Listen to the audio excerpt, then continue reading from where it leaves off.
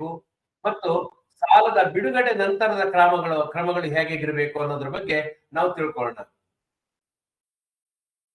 ಇದು ಇವತ್ತಿನ ಅವಧಿಯಲ್ಲಿ ಮುಂದುವರಿದ ಭಾಗವಾಗಿ ಬರುತ್ತೆ. ಸಾಲ ಮಂಜೂರಾತಿ ಕ್ರಮಗಳು, ಲೋನ್ ಸ್ಯಾಂಕ್ಷನಿಂಗ್ ಪ್ರಾಸೆಸ್. ಸಾಲ ಮಂಜೂರಾತಿ ಕ್ರಮ ಅಂತ ಹೇಳಿದ ತಕ್ಷಣ ಏನು ನಮಗನ್ಸುತ್ತೆ, ನಾವು ಅನೇಕ ಕ್ರಮಗಳನ್ನ ಸ್ವಲ್ಪ ಲೈಟ್ ಆಗಿ ಅಥವಾ ಇದರಿಂದ ತಗೊಳ್ತೀವಿ. ನಾವು ಅಷ್ಟೊಂದು ಗಂಭೀರವಾಗಿ ಅದನ್ನು ತಗೊಳ್ದೇ ಇರ್ತೀವಿ ನಾವು. ಆದ್ರೆ ಸಾಲ ಮಂಜೂರಾತಿ ಕ್ರಮ ತುಂಬಾ ತುಂಬಾ ಮುಖ್ಯವಾದಂತ ಕ್ರಮ. ಸಾಲದ ಮಂಜೂರಾತಿ ಕ್ರಮ ಸಾಲ ನಿರ್ವಹಣೆಯಲ್ಲಿ ಅತ್ಯಂತ ಪ್ರಮುಖವಾದ ಅಂಶ ಆಗಿದೆ.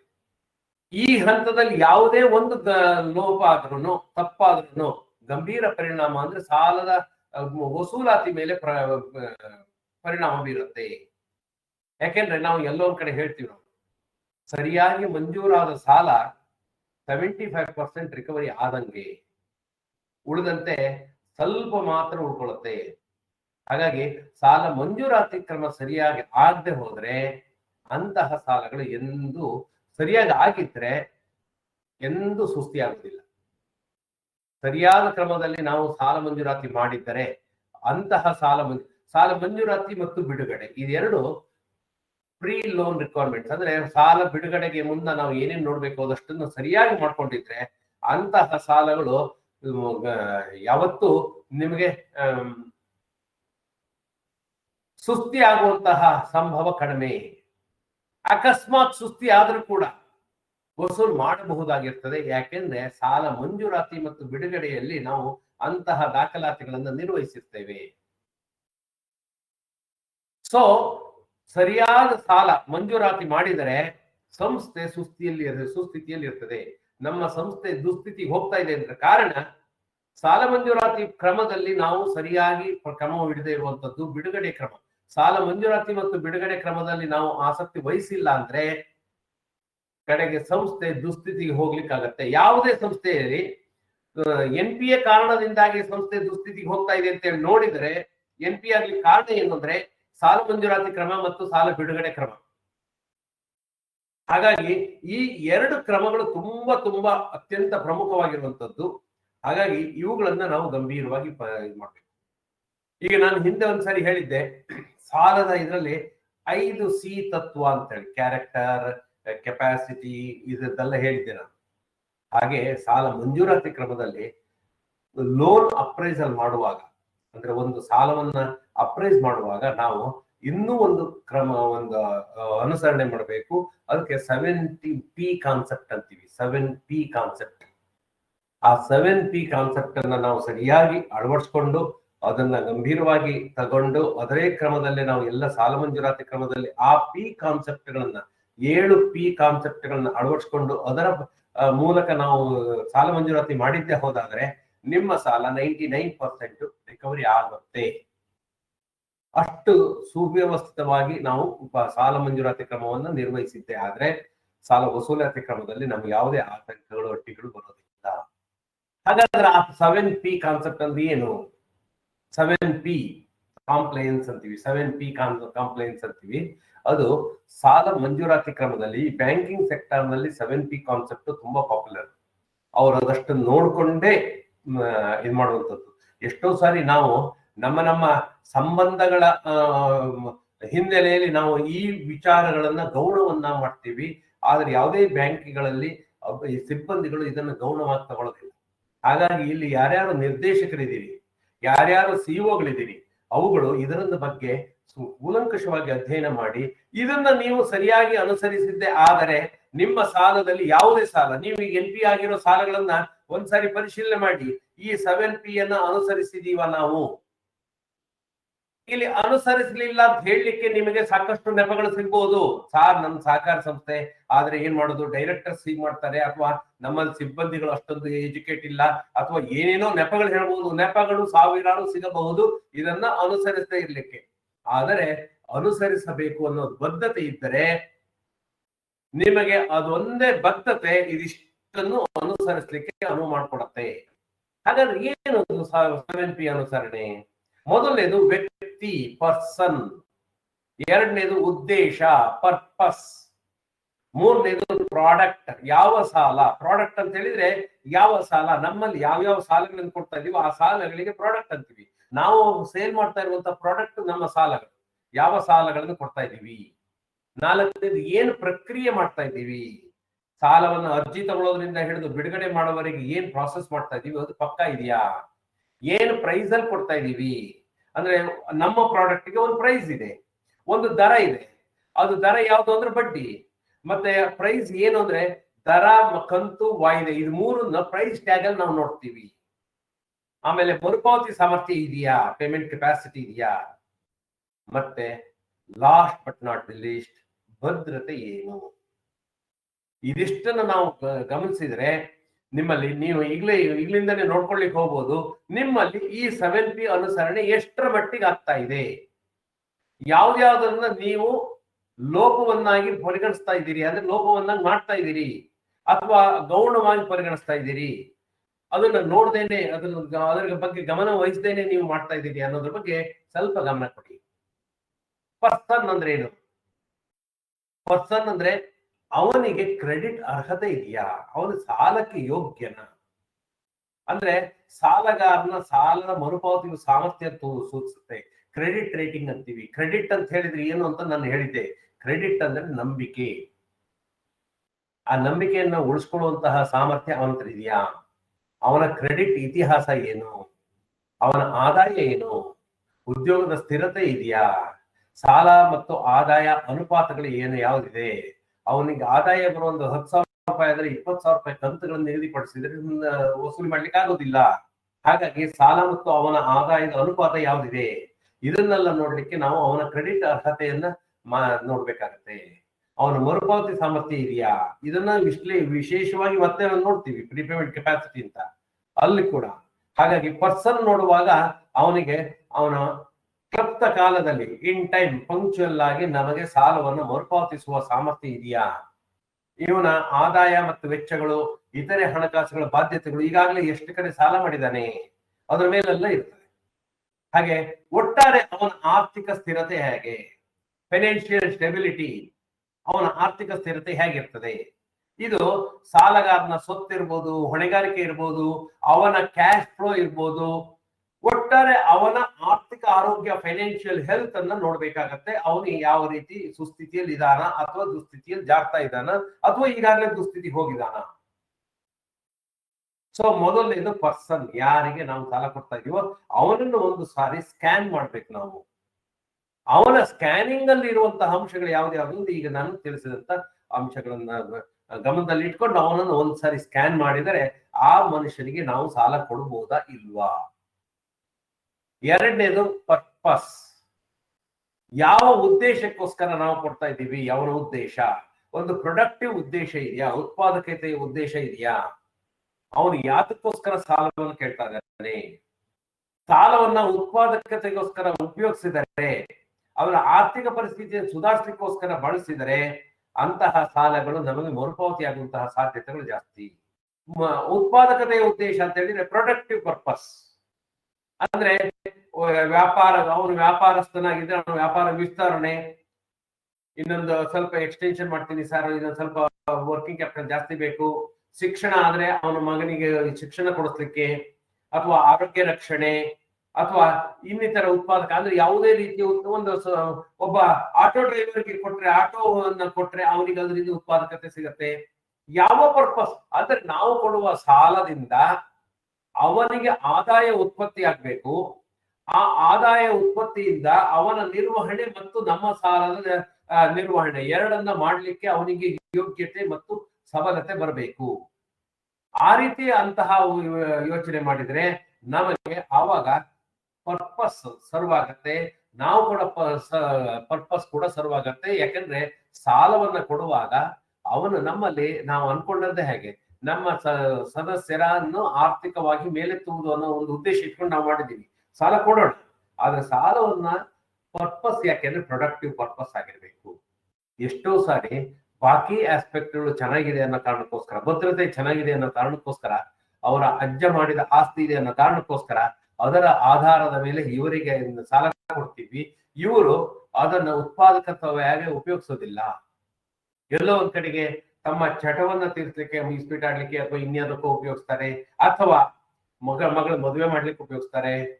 ಈ ರೀತಿಯ ಉತ್ಪಾದಕತೆ ಉದ್ದೇಶವಲ್ಲದ ಉದ್ದೇಶಗಳಿಗೆ ನೀವೇನಾದರೂ ಸಾಲವನ್ನ ಕೊಟ್ರೆ, ಮಗನ ಎಜುಕೇಶನ್, ಮಗಳ ಎಜುಕೇಶನ್ ಕೊಟ್ರೆ ಅದು ಉತ್ಪಾದಕತೆ ಉದ್ದೇಶ. ಯಾಕೆಂದ್ರೆ ಒಂದು ಶೈಕ್ಷಣಿಕ ಅರ್ಹತೆಯನ್ನ ಪಡೆದ್ರೆ ಅವರು ಮುಂದೆ ತಮ್ಮ ಜೀವನದಲ್ಲಿ ಮೇಲ್ ಬರ್ತಾರೆ, ಅದರಿಂದ ಅವ್ರಿಗೆ ಸಾಮರ್ಥ್ಯ ಜಾಸ್ತಿ ಆಗತ್ತೆ. ಆದರೆ ಮದುವೆ ಉತ್ಪಾದಕತೆ ಉದ್ದೇಶ ಅಲ್ಲ. ಯಾಕೆಂದ್ರೆ ಯಾವುದೇ ಒಬ್ಬ ಅಪ್ಪ ಅಮ್ಮ ತನ್ನ ಮಕ್ಕಳಿಗೆ ಮದುವೆ ಮಾಡುವಂಥದ್ದು ಅವರ ಜವಾಬ್ದಾರಿ. ಅದನ್ನ ಸಾಕಷ್ಟು ಮುಂಚಿತವಾಗಿ ಯೋಚನೆ ಮಾಡ್ಬೇಕು. ದಿಢೀರಂತೆ ಹುಟ್ಟಿದ ಮಗುಗೆ ಏನು ಇದು ಮಾಡಲಿಲ್ಲ, ಕನಿಷ್ಠ 20-25 ವರ್ಷಗಳ ಅವಕಾಶ ಇರ್ತದೆ. ಆಗ ಅವರು ತಮ್ಮ ಮಗುವಿನ ಮದುವೆ ಬಗ್ಗೆ ಸಿದ್ಧತೆ ಮಾಡ್ಕೊಂಡಿರ್ಬೇಕಾಗತ್ತೆ. ಹಾಗಾಗಿ ಮದುವೆ ಅಥವಾ ಇನ್ನಿತರ ಎಲ್ಲಿ ಉತ್ಪಾದಕತೆ ಜಾಸ್ತಿ ಆಗೋದಿಲ್ವೋ, ಮುಂದೆ ಅದರ ಪರಿಣಾಮವಾಗಿ ಉತ್ಪಾದಕತೆಯನ್ನು ಹೆಚ್ಚಿಸ್ಲಿಕ್ಕೆ ಆಗೋದಿಲ್ವೋ ಅಂತಹ ಇದಕ್ಕೆ ಉದ್ದೇಶಗಳಿಗೆ ಸಾಲವನ್ನ ನೀಡುವುದು ತರವಲ್ಲ. ಮೂರನೇದು ಪ್ರಾಡಕ್ಟ್. ನಾವು ಯಾವ ರೀತಿ ಸಾಲ ಕೊಡ್ತಾ ಇದ್ದೀವಿ, ಯಾವ ರೀತಿ ಪ್ರಾಡಕ್ಟ್. ನಮ್ಮಲ್ಲಿ ಅನೇಕ ನಾನು ಪ್ರಾಡಕ್ಟ್ಗಳ ಬಗ್ಗೆ ಈಗಾಗಲೇ ಹೇಳಿದ್ದೀನಿ. ನಮ್ಮಲ್ಲಿ 10-18 ತರದ ಸಾಲಗಳ ಪದ್ಧತಿ ಇದೆ. ಅವುಗಳ 2 ತರ ವರ್ಗೀಕರಣ ಮಾಡಿದೀವಿ. ಪ್ರಾಡಕ್ಟ್ ಬೇಸ್ಡ್ ವರ್ಗೀಕರಣ ಮತ್ತು ಪೀರಿಯಡ್ ಬೇಸ್ಡ್ ವರ್ಗೀಕರಣ. ಅಲ್ಪಾವಧಿ, ಮಧ್ಯಮಾವಧಿ, ದೀರ್ಘಾವಧಿ ಸಾಲಗಳು ಅಂತ ವರ್ಗೀಕರಣ ಮಾಡಿದ್ವಿ. ಹಾಗೆ ಪ್ರಾಡಕ್ಟ್ ಗಳನ್ನ, ಬೇರೆ ಬೇರೆ ಸಾಲಗಳ ಪ್ರಾಡಕ್ಟ್ ಗಳನ್ನ ವರ್ಗೀಕರಣ ಮಾಡಿದ್ವಿ. ಆ ರೀತಿ ಯಾವ ರೀತಿಯ ಸಾಲಗಳು, ಅದು ವೈಯಕ್ತಿಕ ಸಾಲನ. ವೈಯಕ್ತಿಕ ಸಾಲ ಅಂದ್ರೆ ಶಿಕ್ಷಣಕ್ಕೆ, ವೈದ್ಯಕೀಯ ಚಿಕಿತ್ಸೆಗೆ, ಅಥವಾ ಒಂದು ಮನೆ ನವೀಕರಣಕ್ಕೆ, ಈ ರೀತಿಯ ವೈಯಕ್ತಿಕ ವೆಚ್ಚಗಳಿಗೆ ಬಳಸಲಿಕ್ಕೋಸ್ಕರ ಕೊಡುವಂತದ್ದು ವೈಯಕ್ತಿಕ ಸಾಲಗಳು. ಇದನ್ನು ಕೊಡ್ಲಿಕ್ಕೆ ಏನು ತೊಂದರೆ ಇಲ್ಲ, ಕೊಡಬಹುದು. ಇದು ಎಲ್ಲದೂ ಉತ್ಪಾದಕತೆ. ನಾವು ಮನೆ ನವೀಕರಣ ಕೂಡ ಉತ್ಪಾದಕತೆ ಜಾಸ್ತಿ ಮಾಡುತ್ತೆ. ಯಾಕಂದ್ರೆ ಮನೆ ಚೆನ್ನಾಗಾದ್ರೆ ಅವರ ಪ್ರೊಡಕ್ಟಿವಿಟಿ, ಅವ್ರ ಮನೆ ಇದು ಜಾಸ್ತಿ ಆಗತ್ತೆ. ಮನೆ ಎಕ್ಸ್ಟೆನ್ಷನ್ ಆಗತ್ತೆ, ಅಥವಾ ಏನಾದ್ರು ಎಕ್ಸ್ಟೆನ್ಷನ್ ಮಾಡ್ಲಿಕ್ಕೆ ಈ ತರದಕ್ಕೆ ಕೊಟ್ಟರು ನಮ್ಗೇನು ತೊಂದರೆ ಇಲ್ಲ. ವ್ಯಾವಹಾರಿಕ ಸಾಲಗಳು, ಬಿಸ್ನೆಸ್ ಲೋನ್. ಅವ್ರು ಯಾವ ಸಾಲ ಬಿಸ್ನೆಸ್ ಮಾಡ್ತಾರೋ ಅದರಲ್ಲಿ ಬೇಕಾಗುವಂತಹ ಉಪಕರಣಗಳನ್ನ ಖರೀದಿಸುವುದಿರ್ಬೋದು, ಉದ್ಯೋಗಿಗಳನ್ನ ನೇಮಿಕೊಳ್ಳೋದಿರ್ಬೋದು, ಅಥವಾ ಕಾರ್ಯಾಚರಣೆ ವಿಸ್ತರಣೆ ಮಾಡದ ಇರ್ಬೋದು, ಅಥವಾ ವ್ಯವಹಾರ ಸಂಬಂಧದ ಯಾವುದೇ ಚಟುವಟಿಕೆ ಕೊಟ್ರೆ, ಒಂದು ಬಿಸ್ನೆಸ್ ಮಾಡ್ತಾ ಇದ್ದೇನೆ, ಒಂದು ಫ್ಯಾಕ್ಟರಿ ನಡೆಸ್ತಾ ಇದ್ದೇನೆ, ಯಾವುದೋ ಒಂದು ವ್ಯವಹಾರದಲ್ಲಿ ತೊಡಗಿಕೊಂಡಿದ್ದಾನೆ, ಅವನಿಗೆ ಕೊಡುವಂತಹ ಸಾಲವನ್ನ ಅವನು ವರ್ಕಿಂಗ್ ಕ್ಯಾಪಿಟಲ್ ಆಗಿ ಅಲ್ಲಿ ಬಳಸ್ತಾನೆ ಅಂತ ಹೇಳಿದ್ರೆ, ಅದರಿಂದ ಅವನ ಉತ್ಪಾದಕತೆ, ಅವನ ದುಡಿಮೆಯ ಸಾಮರ್ಥ್ಯ ಜಾಸ್ತಿ ಆಗತ್ತೆ. ಹಾಗಾಗಿ ಅವನನ್ನ ಅಂತಹ ಸಾಲಗಳಿಗೆ ನಾವು ಎನ್ಕರೇಜ್ ಮಾಡ್ಬೇಕಾಗತ್ತೆ. ಇಲ್ಲ ಕೃಷಿ ಸಾಲಗಳು. ಕೃಷಿ ಸಾಲಗಳು ಬೀಜಗಳಿರ್ಬೋದು, ರಸಗೊಬ್ಬರಗಳಿರ್ಬೋದು, ಜಾನುವಾರುಗಳನ್ನು ಖರೀದಿಸುವುದು, ಉಪಕರಣಗಳನ್ನ ಖರೀದಿಸುವಂತದ್ದು, ಈ ರೀತಿ ಅನೇಕ ಕೃಷಿ ಸಾಲಗಳಲ್ಲೇ ಅನೇಕ ವಿಧಗಳಿದ್ದಾವೆ. ಅವು ಯಾವುದಕ್ಕೂ ಕೊಟ್ಟರು ಕೂಡ ಅವೆಲ್ಲ ಪ್ರೊಡಕ್ಟಿವ್ ಲೋನ್ ಆಗುತ್ತೆ. ಹಾಗಾಗಿ ಅಂತಹ ಪ್ರಾಡಕ್ಟ್ ಗಳನ್ನು ನಾವು ಕೂಡ ಕೊಡಬಹುದು. ಹಾಗಾಗಿ ಪ್ರಾಡಕ್ಟ್ ಏನು ಅನ್ನೋದನ್ನ ನಾವು ಅವರಿಗೆ ನಿಗದಿ ಮಾಡ್ಕೊಳ್ಬೇಕು. 4ನೇದು ಪ್ರಾಸೆಸ್ ಹೇಗೆ, ಲೋನ್ ಕೊಡುವಂತಹ ಪ್ರಕ್ರಿಯೆ ಹೇಗಿರತ್ತೆ. ಸಾಲ ಕೇಳಿದ ತಕ್ಷಣ ಕೊಟ್ವಿ ಹಾಗಲ್ಲ, ಅದಕ್ಕೊಂದು ಪ್ರಕ್ರಿಯೆ ಇದೆ. ಮೊದಲನೇದಾಗಿ ಒಂದು ಎವ್ಯಾಲ್ಯೂಯೇಷನ್ ಆಗ್ಬೇಕು. ಸಾಲ ಅರ್ಜಿಯನ್ನ ತಗೊಂಡು ಅದನ್ನು ಸುವ್ಯವಸ್ಥಿತವಾಗಿ ಒಂದು ಅರ್ಜಿ ಪ್ರಕ್ರಿಯೆಯನ್ನು ಮಾಡ್ಕೊಳ್ಬೇಕು. ಅದನ್ನು ಸ್ಪಷ್ಟವಾಗಿರ್ಬೇಕು. ಆ ಅರ್ಜಿ ಪ್ರಕ್ರಿಯೆಯನ್ನು ಮಾಡಬೇಕು. ಅವನ loan application process should be systematic. Next ಅವನು ಆ ಸಾಲದ ಅರ್ಹತೆ, ಮರುಪಾವತಿ ಸಾಮರ್ಥ್ಯ, ಇದೆಲ್ಲದನ್ನು ಆ ಮೌಲ್ಯಮಾಪನ ಎವ್ಯಾಲ್ಯೂಯೇಷನ್ ಅನ್ನು ಮಾಡ್ಬೇಕು. ಅವನ ಸಾಲಕ್ಕೆ ಅರ್ಜಿ ಕೊಟ್ಟ ಅಂತ ಹೇಳಿದ ತಕ್ಷಣ ಈ ಎವ್ಯಾಲ್ಯೂಯೇಷನ್ ಮಾಡಬೇಕು. ಅವನನ್ನ ಒಂದು ಮೌಲ್ಯಮಾಪನ ಪ್ರಕ್ರಿಯೆಗೆ ಒಳಗೊಳಿಸ್ಬೇಕು ಈ ಸಾಲದ ಅರ್ಜಿಯನ್ನ. ಆಮೇಲೆ ಅದು ನಿರ್ದಿಷ್ಟವಾದ ಪ್ರಕ್ರಿಯೆ ಮೂಲಕ ಅನುಮೋದನೆಗೊಳಿಸ್ಬೇಕು. ಆ ನಿರ್ದಿಷ್ಟವಾದ ಪ್ರಕ್ರಿಯೆ ನ್ಯಾಯಯುತವಾಗಿರ್ಬೇಕು, ಪಕ್ಷಪಾತವಿಲ್ಲದಿರಬೇಕು, ಮತ್ತು ಈಗಾಗಲೇ ಎಸ್ಟಾಬ್ಲಿಷ್ಡ್ ಸ್ಟ್ಯಾಂಡರ್ಡ್ಸ್ ಏನಿದೆ ಅದನ್ನ ಆಧರಿಸಿರ್ಬೇಕು. ಏನ್ ನಾವು ಈಗಾಗಲೇ ನಮ್ಮಲ್ಲಿ ಒಂದಿಷ್ಟು ಎಸ್ಟಾಬ್ಲಿಷ್ಡ್ ಸ್ಟ್ಯಾಂಡರ್ಡ್ಸ್ ಪ್ಯಾರಾಮೀಟರ್ಸ್ ಇಟ್ಕೊಂಡಿದೀವಿ, ನಾವು ಅದೇ ಪ್ರಕಾರ ಹೋಗ್ಬೇಕು. It should B justifiable and ಇದು ಯಾವುದೇ ರೀತಿಯ ಪಕ್ಷಪಾತ ಇರಬಾರದು. ಮತ್ತೆ ಸಾಲಗಾರನಿಗೆ ಸಮಯೋಚಿತವಾಗಿ ನಿರ್ಧಾರದ ಬಗ್ಗೆ ತಿಳಿಸ್ಬೇಕು. This comes under the process. ಅವನ ಅಪ್ಲಿಕೇಶನ್ ಹಾಕಿದಾನೆ ಅಂದ್ರೆ ಅವನಿಗೆ ಇಷ್ಟು ದಿನದೊಳಗೆ ನಿನ್ ಸಾಲ ಮಂಜೂರಾಗುತ್ತಪ್ಪ, ನಿಮ್ಗೆ ಬಿಡುಗಡೆ ಆಗತ್ತೆ ಅನ್ನೋ ಭರವಸೆ ಕೊಟ್ಟಿದ್ರೆ ಅವನಿಗೆ ಏನೇನಾಗಿದೆ, ಸಾಲವನ್ನ ಅರ್ಜಿಯನ್ನು ಪ್ರಾಸೆಸ್ ಮಾಡಲಾಗಿದೆಯಾ, ಅಥವಾ ಅವನ ಅರ್ಜಿಯಲ್ಲಿ ಏನಾದ್ರು ನ್ಯೂನತೆಗಳಿದ್ರೆ ಅದನ್ನು ಸರಿಪಡಿಸ್ಲಿಕ್ಕೆ ಏನಾದ್ರು ಬೇಕಾ, ಆಮೇಲೆ ಅದನ್ನ ಅರ್ಜಿ ಸ್ವೀಕಾರ ಆಗಿದೆಯಾ, ಆಮೇಲೆ ಅದನ್ನ ಬೋರ್ಡ್ಗೆ ಇಟ್ಟಿದೀವ ನಾವು, ಬೋರ್ಡ್ ನಲ್ಲಿ ಸ್ಯಾಂಕ್ಷನ್ ಆಗಿದೆಯಾ, ಸ್ಯಾಂಕ್ಷನ್ ಆದ ತಕ್ಷಣ ಸ್ಯಾಂಕ್ಷನ್ ಆಗಿದೆ ಆದರೆ ಇಂತಿಂತ ಕಂಡೀಷನ್ಸ್ ಹೇಳಿದ್ದಾರೆ, ಇಂತಿಂತ ಡಾಕ್ಯುಮೆಂಟ್ಗಳನ್ನ ಇಂತಿಂತ ಪ್ರಕ್ರಿಯೆಗಳನ್ನ ಮಾಡಿದರೆ ನಿಮಗೆ ಇಷ್ಟು ಸಾಲ ಮಂಜೂರಾಗತ್ತೆ ಅನ್ನೋದನ್ನ ಅವ್ರಿಗೆ ತಿಳಿಸಿರ್ಬೇಕು. ಹಾಗಾಗಿ ಇದು ನಮ್ಮ ಸಾಲದ ಪ್ರಾಸೆಸ್ ನಲ್ಲಿ ಬರ್ತದೆ. ಇದು ಸುವ್ಯವಸ್ಥಿತವಾಗಿದ್ದರೆ ಯಾವುದು ಯಾವ ರೀತಿ ಆಗ್ಬೇಕು ಅದೇ ರೀತಿ ಆಗಿದ್ದೇ ಆದ್ರೆ ಅವನಿಗೆ ಕೂಡ ಸ್ವಲ್ಪ ರೆಸ್ಪಾನ್ಸಿಬಿಲಿಟಿ ಬರ್ತದೆ, ಗಂಭೀರವಾಗಿ ತಗೊಳ್ತಾನೆ ಸಾಲಗಾರ. ಐದನೇದು ಪ್ರೈಸ್. ಪ್ರೈಸ್ ಏನು, ಅದು ಬಡ್ಡಿ ದರ ಏನು, ಯಾವ ಸಾಲಕ್ಕೆ ಎಷ್ಟು ಬಡ್ಡಿ ದರ ವಿಧಿಸ್ತೀವಿ ಅನ್ನೋದು ಇರಬೇಕು. ಯಾವುದೇ ಬಡ್ಡಿಯನ್ನ ನಾವು ವಿಧಿಸೋದಿದ್ರೆ ಅದು ಸಮಂಜಸವಾಗಿರ್ಬೇಕು ಮತ್ತು ಸ್ಪರ್ಧಾತ್ಮಕವಾಗಿರ್ಬೇಕು. It should be appropriate and competitive. It should be competitive in the market ನಲ್ಲಿ ಅದೇ ಸಾಲಗಳು ಬೇರೆಯವರು ಯಾಕೆ ಕೊಡ್ತಾ ಇದ್ದಾರೋ ಅದಕ್ಕಿಂತ ವಿಪರೀತ ಬಡ್ಡಿ ದರ ಜಾಸ್ತಿ ಮಾಡಿದ್ರೆ ನಮ್ಮಲ್ಲಿ ಆ ಸಾಲಗಳಿಗೆ ಬೆಲೆ ಇಲ್ಲ ಅಥವಾ ಬೇಡಿಕೆ ಇರೋದಿಲ್ಲ. ಆ ಬಡ್ಡಿ ದರ ಅಪ್ರಾಪ್ರಿಯೇಟ್ ಆಗಿರ್ಬೇಕು. ಯಾವಾಗಲೂ ಜಾಮೀನು ಸಾಲಗಳಿಗೆ ಹೆಚ್ಚು ನಾವು ಬಡ್ಡಿ ದರವನ್ನು ಇಡ್ತೀವಿ, ಯಾಕೆಂದ್ರೆ ಭದ್ರತೆ ಕಡಿಮೆ. ಪೂರ್ಣ ಭದ್ರತೆ ಇರುವಂತಹ ಸಾಲಗಳಿಗೆ ಬಡ್ಡಿ ದರವನ್ನು ಜಾಸ್ತಿ ಹಾಕಿದ್ರೆ ಅದು ಅಪ್ರಾಪ್ರಿಯೇಟ್ ಆಗೋದಿಲ್ಲ. ಹಾಗೆ ಈ ಸಾಲದ ಬಡ್ಡಿ ದರ ಅಪ್ರಾಪ್ರಿಯೇಟ್ ಆಗಿರ್ಬೇಕು ಮತ್ತು ಕಾಂಪಿಟೇಟಿವ್ ಆಗಿರ್ಬೇಕು. ಇದು ಅತಿಯಾಗಿರ್ಬಾರ್ದು, ಯಾಕೆಂದ್ರೆ ಸಾಲಗಾರನಿಗೆ ಹೊರೆಯಾಗಬಾರ್ದು. ನಮ್ಮಲ್ಲಿ ಅನೇಕ ಸಂಗತಿಗಳನ್ನು ನಾನು ನೋಡ್ತೀನಿ. ಎಷ್ಟೋ ಕಡೆಗೆ ಸಾಲಗಾರನ ಮೇಲೆ ಹಾಕುವಂತಹ ಚಾರ್ಜಸ್, ರಿಕವರಿ ಚಾರ್ಜಸ್ ಅಂತೆ ಅದಂತೆ ಇದಂತೆ ವಿಪರೀತವಾಗಿ ಹಾಕ್ತಾ ಇದ್ದೀವಿ ನಾವು. ಅವರೆಲ್ಲ ಭರಿಸ್ತಾರೆ ಅನ್ನೋ ಕಾರಣಕ್ಕೋಸ್ಕರ ಎಲ್ಲದನ್ನು ಅವರ ತಲೆ ಮೇಲೆ ಹಾಕುವಂತಹ ಪ್ರವೃತ್ತಿ ಆಗ್ಬಾರ್ದು. ಮತ್ತೆ ಬರೀ ಬಡ್ಡಿ ದರ ಅಂದೇ ಅಲ್ಲ, ನಾವು ಇತರೆ ಶುಲ್ಕಗಳನ್ನೆಲ್ಲ ಕೂಡ ನಾವು ತುಂಬಾ ರೀಸನಬಲ್ ಆಗಿರ್ಬೇಕು. ಏನು ಲೋನ್ ಅಪ್ಲಿಕೇಶನ್ ಪ್ರಾಸೆಸಿಂಗ್ ಫೀಸ್ ಇರ್ಬೋದು, ಅಥವಾ ಓವರ್ ಡ್ಯೂ ಪೇಮೆಂಟ್ಗೆ ನೀವು ಏನಾದ್ರು ಶುಲ್ಕ ವಿಧಿಸ್ತೀರಿ, ಓವರ್ ಡ್ಯೂ ಪ್ರೈಸ್ ಇರ್ಬೋದು, ಫೀಸ್ ಇರ್ಬೋದು, ಅಥವಾ ಪ್ರೀಪೇಮೆಂಟ್ ಮಾಡಿದ್ರೆ ಅದಕ್ಕೊಂದು ದಂಡ ಹಾಕ್ತೀವ, ಈ ರೀತಿ ಏನೇನಾದ್ರು ಹಾಕ್ಲಿಕ್ಕೆ ಹೊರಟ್ರೆ ಅದು ಸಮಂಜಸವಾಗಿರ್ಬೇಕು. ಅದ್ರ ಬಗ್ಗೆ ಕ್ಲಾರಿಟಿ ಇರ್ಬೇಕು. ಸಂಸ್ಕರಣಾ ಶುಲ್ಕನ ನಮ್ಗೆ ಅವಕಾಶ ಇದೆ, ಇದಿಷ್ಟನ್ನು ಹಾಕ್ಲಿಕ್ಕೆ ಅವಕಾಶ ಇಲ್ಲ ಅಂತಲ್ಲ. ಪೂರ್ವ ಪಾವತಿ ದಂಡ ಅಂದ್ರೆ ಪ್ರೀಪೇಮೆಂಟ್, ನಾವು ಕೊಟ್ಟಿರೋ ಅವಧಿಗಿಂತ ಮೊದಲೇ ಸಾಲವನ್ನ ಕ್ಲೋಸ್ ಮಾಡೋದಿದ್ರೆ ನಾವು ಒಂದು ಸ್ವಲ್ಪ ಶುಲ್ಕವನ್ನು ವಿಧಿಸಬಹುದು. ಆದ್ರೆ ವಿಧಿಸ್ಬೇಕಾ ಬೇಡವಾ? ಅಕಸ್ಮಾತ್ ಹಾಗೇನಾದ್ರು ಇದ್ರೆ ಅದನ್ನ ಮೊದಲೇ ಅವರಿಗೆ ತಿಳಿಸಿ. ಈ ಶುಲ್ಕಗಳ ಬಗ್ಗೆ ಅವರಿಗೆ ಮೊದಲೇ ಸಾಕಷ್ಟು, ಈ ಯಾವುದೇ ಸಾಲಗಳನ್ನ ನೀವು ಪೂರ್ವ ಪಾವತಿ ಮಾಡಿದರೆ ನಿಮಗೆ ಅಂದು ಬಾಕಿ ಇರುವಂತಹ ಸಾಲದ ಮೇಲೆ ಅಥವಾ ನೀವು ಪೂರ್ವ ಪಾವತಿ ಮಾಡುವಂತಹ ಅಮೌಂಟಿನ ಮೇಲೆ ನಾವು ಇಷ್ಟು ಇದನ್ನ ನೀವು ಪ್ರೀಪೇಮೆಂಟ್ ಚಾರ್ಜಸ್ ಅಂತ ಹಾಕ್ತೀವಿ, ಅಥವಾ ನೀವು ಯಾವುದೇ ಹಂತದಲ್ಲೂ ಪೂರ್ತಿಯಾಗಿ ಹಣವನ್ನ ಪಾವತಿ ಮಾಡಿದರೆ ನಿಮಗೆ ಯಾವುದೇ ಪೂರ್ವ ಪಾವತಿ ಶುಲ್ಕ ಇರೋದಿಲ್ಲ. ಅದನ್ನು ಸ್ಪಷ್ಟಪಡಿಸಿ, ನಾವು ಅದನ್ನು ಹೇಳಿರೋದಿಲ್ಲ. ಎಷ್ಟೋ ಸಾರಿ ನಮ್ಗೆ ಏನಾಗಿರುತ್ತೆ, ಈ ಲಾನ್ ಪ್ರಾಸೆಸ್ ಹೇಗೆ ಅಂದ್ರೆ ಅವರು ಕೇಳುವ ವ್ಯವಧಾನ ಅವರಲ್ಲೂ ಇರೋದಿಲ್ಲ, ಹೇಳುವಂತಹ ಪರಿಸ್ಥಿತಿಯಲ್ಲಿ ನಾವು ಇರೋದಿಲ್ಲ. ಹಾಗಾಗಬಾರ್ದು. ಯಾವುದೇ ಸಾಲ ಪ್ರಕ್ರಿಯೆ ಅಂದ್ರೆ ಒಂದು ಶಾಸ್ತ್ರೋಕ್ತವಾಗಿ ನಡೆಯುವಂತ ಒಂದು ಪ್ರಕ್ರಿಯೆ ಅಂತ ತಿಳ್ಕೊಂಡು ಅದಕ್ಕೆ ಬೇಕಾದಂತ ಸಮಯವನ್ನ ಅದಕ್ಕೆ ಕೊಡಿ.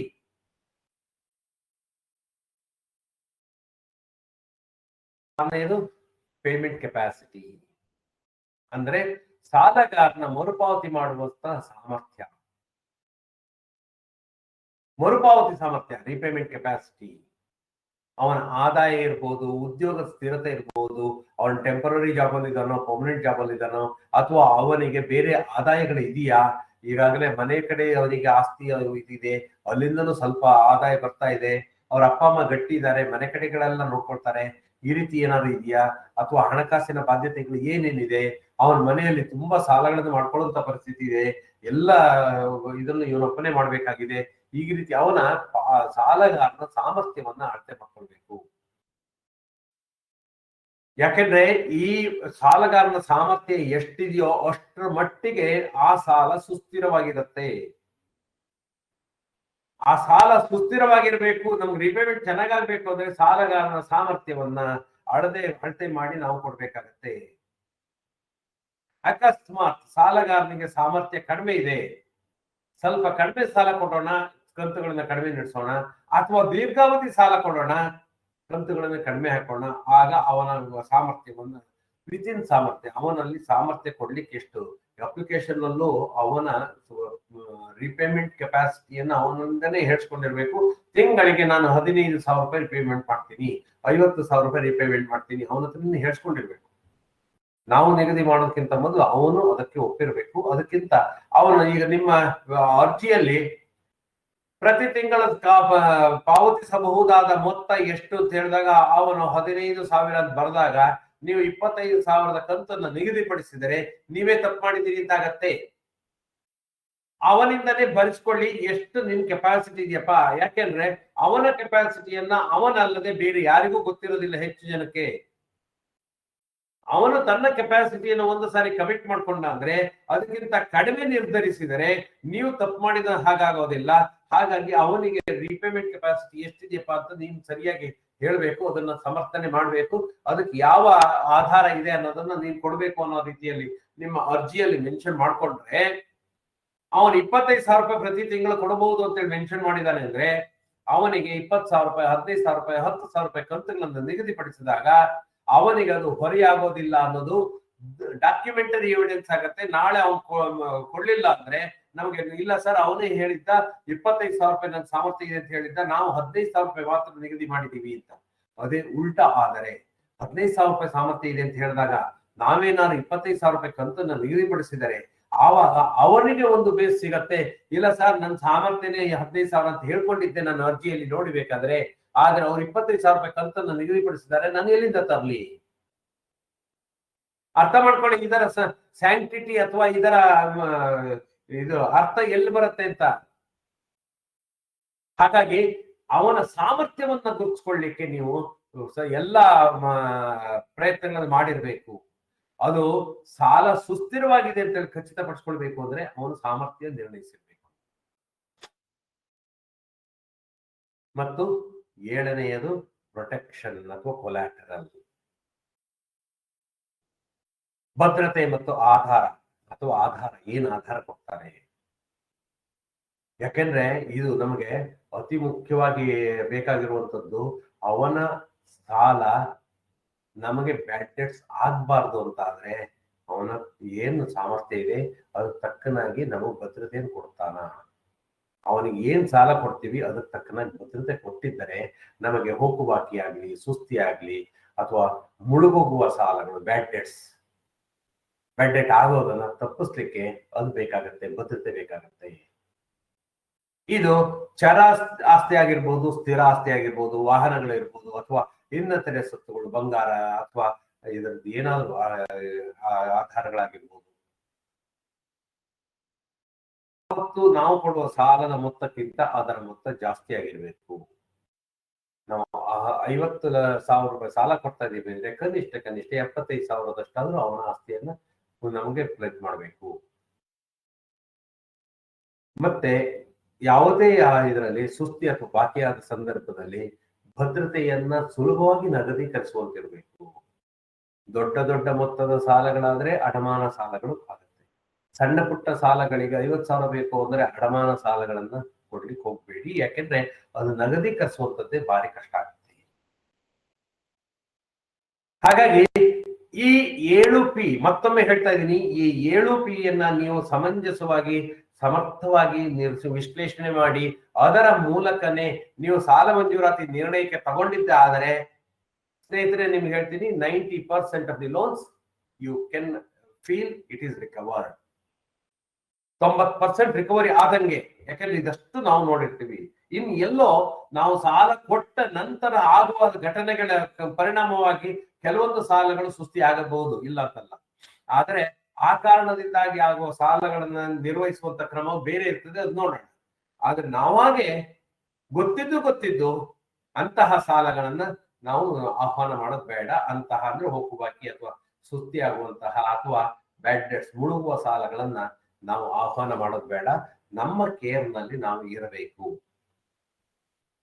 ಹಾಗಾಗಿ ಇದಿಷ್ಟು 7Pಗಳು ಅಂತ ಏನ್ ಹೇಳಿದ್ನೋ ಅದಷ್ಟನ್ನ ನೀವು ನೆನ್ಪಿಟ್ಕೊಳ್ಳಿ. ಈ 7Pಗಳನ್ನ ಎಚ್ಚರಿಕೆಯಿಂದ ಪರಿಗಣಿಸೋ ಮೂಲಕ ನಮ್ಮ ಸಾಲದ ನಿರ್ವಹಣೆಯನ್ನ ಎಫೆಕ್ಟಿವ್ ಆಗಿ, ಸ್ಟೇಬಲ್ ಆಗಿ ಮತ್ತು ಯೂಸ್ಫುಲ್ ಆಗಿ ಮಾಡಬಹುದು, ಪ್ರಯೋಜನಕಾರಿ, ಪರಿಣಾಮಕಾರಿ ಮತ್ತು ಸುಸ್ಥಿರವಾಗಿ ಮಾಡಬಹುದು. ಒಬ್ಬ ಸಾಲಗಾರನ ಅಪ್ರೈಸಲ್ ಮಾಡುವಂತಹ ಸಾಲದ ಮುನ್ನೆಚ್ಚರಿಕೆ ತಗೊಳ್ಳುವಂತಹ 7 Pಗಳ 7 Ps. ಹಾಗಾಗಿ ಇದಿಷ್ಟನ್ನು ಹೇಳ್ತಾ ಮಂಜೂರಾತಿ ಕ್ರಮಗಳೇನು? ಸೂಕ್ತ ನಮೂನೆಯಲ್ಲಿ ಪೂರ್ಣ ಭರ್ತಿಯಾದ ಅರ್ಜಿ. ಬರೀ ಅರ್ಜಿಯಲ್ಲಿ ಎಷ್ಟೋ ಸರಿ ನಾವೆಲ್ಲ ಭರ್ತಿ ಮಾಡ್ಕೊಳ್ತೀವಿ ಸರ್ ಅಂತೇಳಿ ಸೈನ್ ಒಂದು ಹಾಕ್ಸ್ಕೊಡ್ತೀರಿ. ನೀವು ಅದನ್ನ ಕಂಪ್ಯೂಟರೈಸ್ ಮಾಡಿದ್ರೆ ಕಂಪ್ಯೂಟರ್ ಅಲ್ಲಿ ಜನರೇಟ್ ಆಗಿ ಬರುತ್ತೆ ಅಂದ್ರೆ ಅದನ್ನ ಪೂರ್ತಿ ಭರ್ತಿ ಮಾಡಿ ಪ್ರಿಂಟ್ ತೆಗೆದು ಅವರಿಂದ ಸೈನ್ ಹಾಕ್ಕೊಳ್ಳಿ, ಅದು ದಟ್ಸ್ ಗುಡ್. ಇಲ್ಲ ಮ್ಯಾನ್ಯುಯಲ್ ಫಿಲಪ್ ಮಾಡ್ಬೇಕು ಅಂದ್ರೆ ಒಂದು 10 ನಿಮಿಷ ಲೇಟ್ ಆದ್ರೂ ಅಡ್ಡಿಲ್ಲ, ಸಾಲ ಮಂಜೂರು ಮಾಡುವುದರ ಒಳಗಾಗಿ ಅವನ ಅರ್ಜಿಯನ್ನ ಪೂರ್ತಿಯಾಗಿ ಪೂರ್ಣ ಭರ್ತಿ ಮಾಡಿರಿ. ಅದಕ್ಕೋಸ್ಕರ ಒಬ್ರು ನಿಯೋಜಿಸಿದ್ರು ಅಡ್ಡಿಲ್ಲ, ಅವ್ರಿಗೆ ಭರ್ತಿ ಮಾಡ್ಲಿಕ್ಕೆ ಬರೋದಿಲ್ಲ ಸರ್, ಹಾಗಾದ್ರೆ ನಿಮ್ಮಲ್ಲೇ ಯಾರನ್ನಾರು ನಿಯೋಜಿಸಿದ್ರು ತೊಂದರೆ ಇಲ್ಲ, ಪೂರ್ತಿಯಾಗಿ ಭರ್ತಿ ಆಗಿರ್ಬೇಕು. ಯಾವುದೇ ಕಾಲಮನ್ನ ಖಾಲಿ ಬಿಡಬೇಡಿ, ಕಡೆಗೆ ತುಂಬಿಕೊಳ್ತೀವಿ ಅಂತ. ಮತ್ತೆ ಈಗಾಗಲೇ ಹೇಳ್ದಂಗೆ ಅವನ ಸಾಮರ್ಥ್ಯ, ಅವನ ಅಗತ್ಯತೆ, ಭದ್ರತೆಯಾದಷ್ಟು ಪರಿಶೀಲನೆ ಆಗಿರ್ಬೇಕು. ಭದ್ರತೆಯನ್ನ ಪರಿಶೀಲನೆ ಮಾಡಿರ್ಬೇಕು. ಅವನ ಕೊಟ್ಟಿರೋ ಡಾಕ್ಯುಮೆಂಟ್ಸ್ ಜೊತೆಗೆ ಅದು ಫಿಸಿಕಲ್ ಆಗಿ ಏನಿದೆ ಪರಿಸ್ಥಿತಿ ನೋಡ್ಕೊಂಡ್ ಬರ್ಬೇಕು. ಮತ್ತು ಅರ್ಜಿದಾರನ ಪೂರ್ವಾಪರ ಮಾಹಿತಿ ಸಂಗ್ರಹಣೆ, ಪರಿಶೀಲನೆ. ಈಗಾಗಲೇ ಅವನು ಇತ್ತೀಚಿನ ದಿನಗಳಲ್ಲಿ ಅವನ ಬಗ್ಗೆ ಮಾಹಿತಿ ಏನಿದೆ, ಈಗಾಗಲೇ ಅವನು ಅನೇಕ ಕಡೆ ಸಾಲ ತಗೊಂಡಿದ್ದಾನ, ಅವನ ಮನೆಗೆ ಈಗಾಗಲೇ ಸಾಲ ವಸೂಲಾತಿಗೆ ಜನರು ಬರ್ತಾ ಇದ್ದಾರಾ, ಅಥವಾ ಅವನು ಸುಸ್ಥಿರನಾಗಿದ್ದಾನ, ಅವನು ಅಂಗಡಿ ಮಾಡಿರೋದು ಹೌದಾ, ಅವನು ವಿಸ್ತರಣೆ ಮಾಡ್ತಾ ಇರೋದು ಹೌದಾ, ಅವನು ಏನ್ ಹೇಳಿದಾನೋ ಅದ್ರ ಬಗ್ಗೆ ಮಾಹಿತಿಗಳನ್ನ ಸಂಗ್ರಹಣೆ ಮಾಡ್ಕೊಳ್ಳಿ. ಹಾಗೇನೆ ಅರ್ಜಿದಾರರಷ್ಟೇ ನಮಗೆ ಜಾಮೀನುದಾರರು ಕೂಡ ಇಂಪಾರ್ಟೆಂಟ್ ಆಗ್ತಾರೆ. ಜಾಮೀನುದಾರರ ಬಗ್ಗೆ ಕೂಡ ಮಾಹಿತಿ ಸಂಗ್ರಹಣೆ ಮಾಡ್ಕೊಳ್ಳಿ.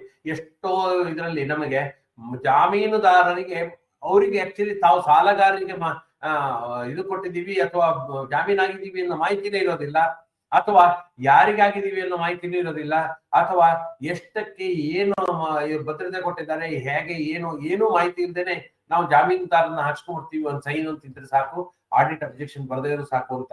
ಆ ರೀತಿ ಮಾಡಬೇಡಿ.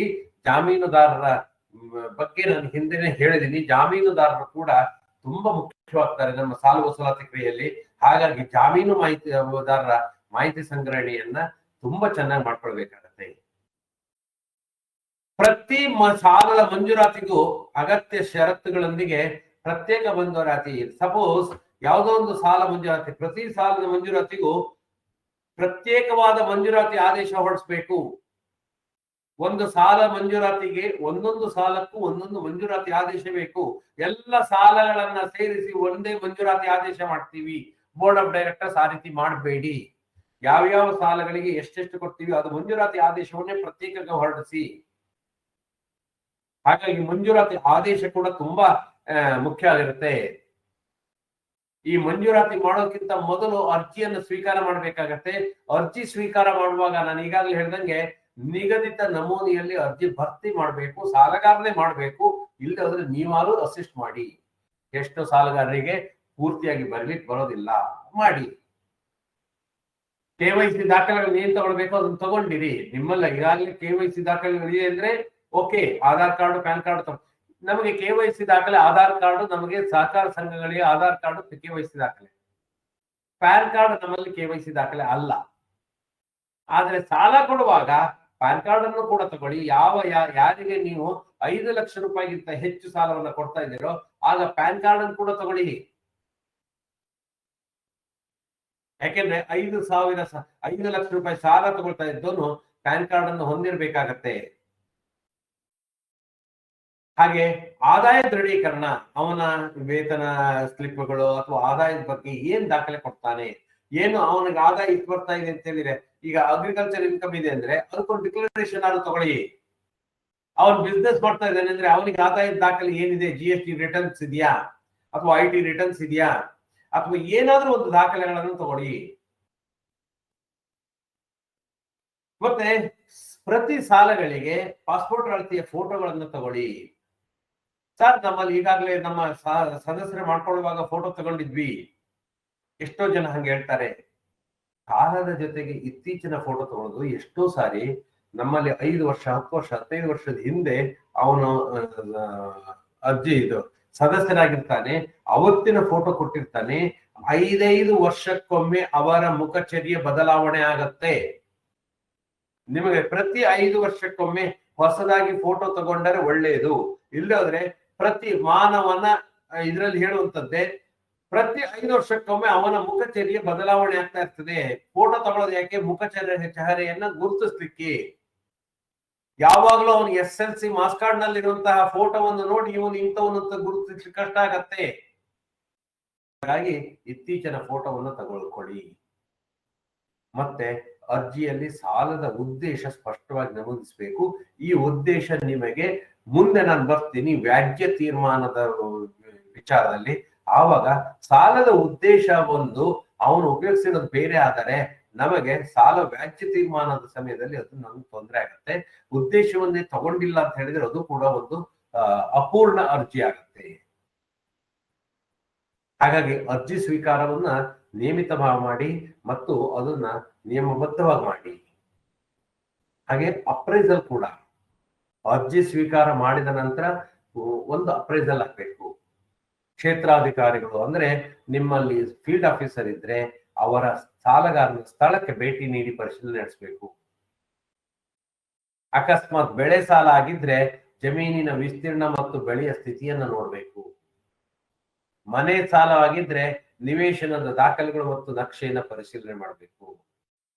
ವ್ಯಾಪಾರ ಸಾಲ ಆಗಿದ್ರೆ ಅದಕ್ಕೆ ಉದ್ದಿಮೆ ಇದೆಯಾ, ಅಸ್ತಿತ್ವ ಇದೆಯಾ, ವಹಿವಾಟ ನಡೆಸ್ತಾ ಇದ್ದಾರಾ ಅಥವಾ ಯಾವತ್ತೋ ಇದ್ದಿದ್ದ ಇದಕ್ಕೆ ತಗೊಳ್ತಾ ಇದ್ದಾರಾ. ಅಂದ್ರೆ ಈ ಅವನ ಏನು ಸಾಲಗಾರ ಒದಗಿಸ್ತಾನೆ ಆ ಮಾಹಿತಿಯನ್ನ ನೀವು ಸ್ಥಳೀಯವಾಗಿ ವಿಚಾರಿಸಬೇಕು, ಲೋಕಲಿ ಎನ್ಕ್ವೈರಿ ಮಾಡಬೇಕು.